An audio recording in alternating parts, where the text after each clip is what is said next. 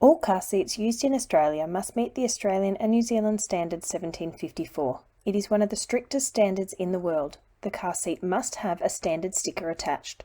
When purchasing or using a car seat, always check the manufacture date. The date is found on a sticker on the sides or back of the car seat or as dials imprinted into the plastic. Car seats expire 10 years from their manufacture date. This is because technology changes over time and material degradation and wear and tear occur. Many car seats that have been involved in an accident or crash should not be used as they will have been damaged. Hairline fractures are not visible to the naked eye. Contact your car seat manufacturer to determine if yours needs to be replaced. Cut the straps of the harness and dispose of the seat appropriately so no one else can use it. Car seats should not have more than 2.5 centimetres of movement from the seatbelt path or ISOFIX points. Your seat may require an additional locking device. Although not law, it is recommended to get all car seats installed or checked by someone who is trained and accredited to do so, as they can not only make sure the seat is installed correctly, but can give you tips on how to use it properly as the child grows. If you choose not to get it professionally fitted, you should read the manual very carefully prior to installing and every time adjustments are made. In Australia, all car seats have tether straps, apart from a select few lightweight boosters, and these must be attached to the correct anchor point in the car. Pictured are examples of what anchor points can look like. Refer to your car manual if you are unsure of where they are located. The harness should be flat and straight. Twists are dangerous and can cause internal organ damage or ejection from the seat, so should be fixed before buckling and travelling. The harness should be tight enough that you cannot pinch it off the child's shoulders. When placing your baby or child in their seat, remove any thick jumpers or clothes, as this can interfere with the harness being secure in a crash. This also includes not using sleeping bags in car seats. Thick clothing can add bulk, creating a buffer between the child and the harness, which can then compress in an accident, causing slack, potentially leading to ejection of the child from the seat. Note the loose harness when the child pictured removes the jacket without loosening the straps. Do not wrap or swaddle babies underneath the harness. If you want to use a blanket, make sure it only goes over the harness once the child is correctly secured. To keep older children warm, you can put their jacket on backwards after they are harnessed in. Never let your child take their arms out of the harness. In a crash, they could be ejected from the seat, leading to serious injuries to their head or internal organs. Teach your children why it is so important to wear their harness correctly. Items shouldn't be added to car seats that were not purchased with the car seat or from the manufacturer.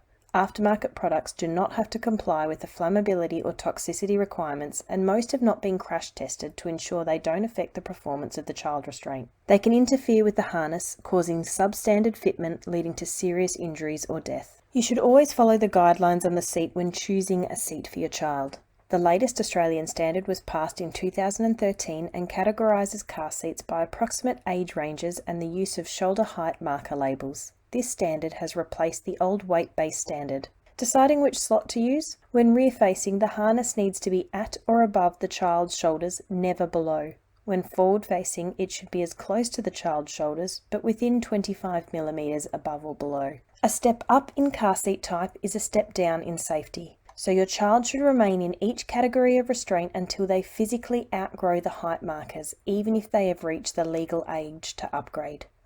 For example, in Australia, children under 6 months old must be in a correctly fitted rear-facing restraint. This is the law. However, the law is just a minimum requirement, and babies and children are safer remaining rear-facing until they no longer fit the height markers. This could be up to 4 years old. They are safer rear-facing as long as possible due to babies and children under 4 having a much larger head-to-body ratio, and in a crash, when forward-facing, 180 to 220 kilograms of force is applied to the neck, compared to rear-facing where it is 40 to 60 kilograms. It is not a safety risk for a child's feet to touch the back of the vehicle seat. Toddlers can sit with their legs bent or crossed quite comfortably. Rear-facing can also provide a more comfortable sleeping position in the car compared to forward-facing where a child's head may slump. Children 6 months to 4 years must, by law, be in a correctly fitted rear-facing or forward-facing harness restraint, not a booster seat. Children 4 years to 7 years of age must be in a correctly fitted seat with an inbuilt harness or a booster seat. However, keep in mind the information from previously. It is safest to keep them harnessed as long as they fit. There are now seats on the Australian market that are made to harness an average 10-year-old. When using a booster seat, ensure the seatbelt sits across the shoulder, not across the neck. and keep the lap portion of the seatbelt low across the thighs, not up on the abdomen. To prevent the child slipping under the seatbelt in a crash, Australian boosters are designed with anti-submarine systems, either using their armrests or an additional device. Refer to your seat's manual. Never use seatbelt extenders with booster seats, as this can cause substandard fitment of the seatbelt. Despite it being law that children can come out of their car seat or booster at 7 years old, most 7-year-olds are not safe to do so. It is recommended children stay in a seat until they are 145 centimetres tall or pass the 5-step test. This usually happens at 10 to 12 years old. The 5-step test is a way of determining if your child is able to safely use an adult seatbelt. In vehicles with back seats, children under 4 must use the back seats, no exceptions. Children over 4 may use the front seat only if all rear seats are in use by younger children, and they must use an untethered booster seat if they are under 7 years old. Research shows that children are safest in the back seat until a minimum of 12 years old. And remember, never leave babies and children in a car alone, even when it doesn't seem that hot outside.